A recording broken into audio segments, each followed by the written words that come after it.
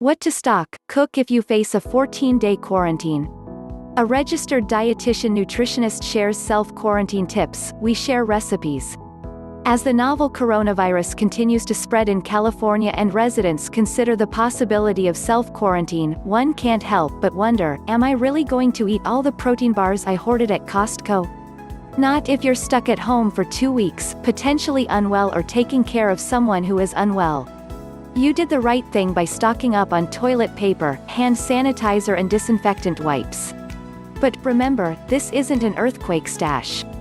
Should there be a quarantine, government or self-issued, you will likely have refrigeration, electricity and a lot of time on your hands to nourish yourself and the ones you love. In other words, you'll want to cook.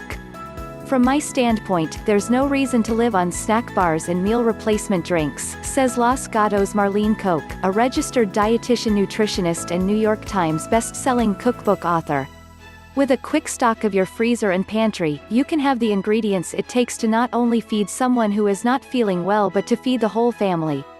But what are those ingredients, and how much do you buy? Koch, who pens the health-focused Eat What You Love cookbook series, says you should start with simple family favorites, say, slow cooker pulled pork or sheet pan chicken, keeping protein as a top priority. Freezer fortune. Because protein needs vary widely between men and women, or young kids and teenagers, it's hard to say how much to buy, Koch says. In general, she recommends 4 ounces of protein per person per day. The USDA recommends 5.5 ounces of lean meat, the equivalent of 1¼ cups cooked beans, for a 2,000-calorie daily diet. I would stock the freezer with a variety of 2 to 3 pound bags of lean ground beef or turkey, chicken tenders, or even shrimp, she says. Remember, your quarantine may be for weeks but your bounty will last for months. If they buy too much, these are ingredients that people can be grilling outside come summer. Also in that freezer, tortillas, microwavable rice or quinoa, frozen fruit for smoothies and frozen vegetables to stir into soups, grain bowls and easy pasta dishes. Not all frozen veggies are created equal. She prefers corn and peas over, say, frozen broccoli, but as long as you get some greens into your meals you're eating well. It may also be comforting to know that frozen veggies have the same beneficial nutrient qualities as fresh, Koch adds. Pandemic pantry. Canned and dry goods, too, are no-brainers when it comes to making healthful meals without access to a grocery store. Think outside the cupboard when it comes to this category.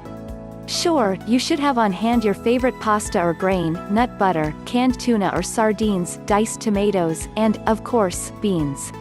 But using dried mushrooms instead of fresh mushrooms can yield a divine instant pot risotto. And don't even get Koch started on beans. Pinto, black, garbanzo, kidney or cannellini, you can make meals to last well beyond 2 weeks, from a hearty black bean chili or this brilliant 7-can chicken taco soup. Here's an even easier one, courtesy of Koch. Puree a can of black beans with salsa, chicken or vegetable broth and cumin, she says. Cumin is among her shaker staples because it is used in many cuisines. Other spices to pep up dishes, or in lieu of the fresh version, smoked paprika, chili flakes, garlic powder, ground ginger and dried herbs, especially thyme and oregano, which can easily substitute for the real thing when making, say, a roast chicken with the former or spaghetti sauce with the latter. Here are a few other Koch tricks. Combine canned tuna with a low-sodium cream soup, like cream of broccoli, mushroom or celery, and add jarred artichoke hearts and sun-dried tomatoes for a new age casserole. Leftover potato chips? Crumble on top to add a crunchy topping, she says. If a recipe calls for milk or cream, she uses oat milk. Swirl it into coffee, oatmeal, soups, she says. Unlike almond milk, it is actually creamy and mimics the texture of dairy milk. For a simple yet satisfying plant-based dish, Koch adds a can of chickpeas to fresh cooked pasta and throws in a few handfuls of spinach or kale, garlic and broth. Craving spice and have some frozen sausage?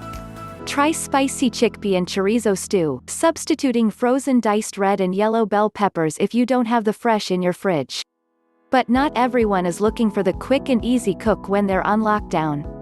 If you're stuck at home and find cooking or baking therapeutic, then, by all means, stock accordingly and throw yourself into Getard's best chocolate cake ever. Knead your worries away with an artisan freeform loaf or use that can of pumpkin left over from the fall to make America's Test Kitchen's ultimate pumpkin bread.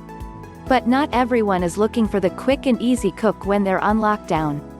If you're stuck at home and find cooking or baking therapeutic, then, by all means, stock accordingly and throw yourself into Getard's best chocolate cake ever. Knead your worries away with an artisan freeform loaf or use that can of pumpkin left over from the fall to make America's Test Kitchen's ultimate pumpkin bread. And don't forget the one fruit that you'll want to overripen in the event you're marooned at home: bananas. When the world is amiss, there's nothing quite as satisfying as mashing near black bananas into a recipe for warm, comforting banana bread, especially when it's studded with those chocolate chips you keep trying not to snack on.